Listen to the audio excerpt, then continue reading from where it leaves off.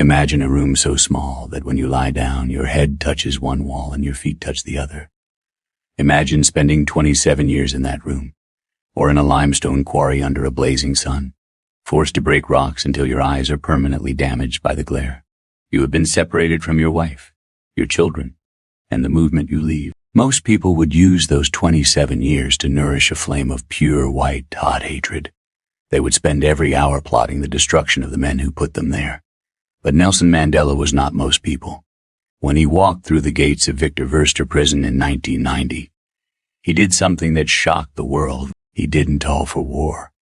He didn't demand the heads of his jailers. Instead, he smiled and spoke of peace. How does a man survive nearly 3 decades of injustice without losing his soul? The answer lies in the power of silence and the ultimate art of self. Mastery. Before he went to prison, Mandela was a fiery revolutionary. He was the commander of a guerrilla army, ready to meet violence with violence. He was a man of action, but he was also a man of anger. However, the isolation of Robben Island forced him into a confrontation with his own internal world.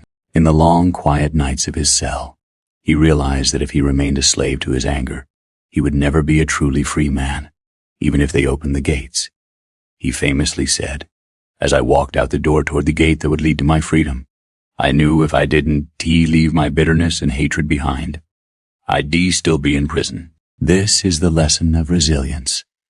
Mandela used the silence of his imprisonment, not to stew in resentment, but to study his enemy. He learned Afrikaans, the language of his oppressors. He studied their history and their poetry. Why? Because he understood that to conquer an enemy, you must first understand them. He sought the human being behind the guard's uniform. He turned his prison into a university of the soul. He practiced the discipline of looking beyond his own pain to see the fear in the hearts of those who feared him. Many of us feel imprisoned today. We are not in a stone cell, but we are trapped in the prisons of our grudges, our past traumas, and our social media echoes. We let a single critical comment or a past betrayal dictate our entire mood. We give away our power to the people who hurt us by letting them occupy our thoughts. Mandela teaches us that your internal state is the only territory you truly own. By refusing to hate, he maintained his magnanimity, his greatness of soul. He realized that hate is a poison you drink while hoping it will kill your enemies. The true transformation of Nelson Mandela happened in that silence. He realized that the oppressors were just as much prisoners as the oppressed, prisoners of prejudice and narrow-mindedness. When he became president, he didn't seek to flip the script of power. He sought to change the story entirely. This is the heart of reconciliation. One of the most powerful moments in history was when he wore the jersey of the Springboks, the national rugby team that was once a symbol of white supremacy. He didn't do it because it was easy. He did it because it was easy. He did it because it was necessary for the birth of a new nation. He chose to let go of the past to build a future for you, the viewer. The 27 years might be a decade of a career that didn't go as planned, or years of feeling unheard in a relationship. Your guards might be the people who doubted you, or the voice in your head that says you aren't enough.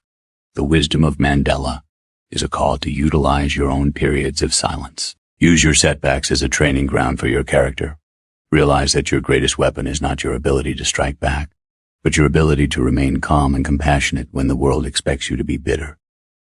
Self-mastery means that you are the captain of your soul.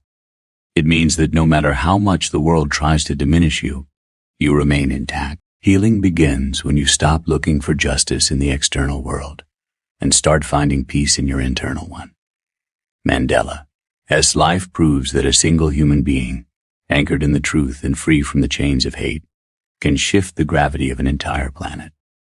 As you move forward, ask yourself, what am I holding on to that is keeping me in prison? What would happen if I chose to forgive? Not because they deserve it, but because I deserve peace. In the silence of your own heart, you can find the strength to conquer any hate. You can turn your scars into medals of honor. Like Mandela, You can walk out of your darkness and into the light, leaving the bitterness behind. Build your empire of peace, and you will find that the world has no choice but to follow.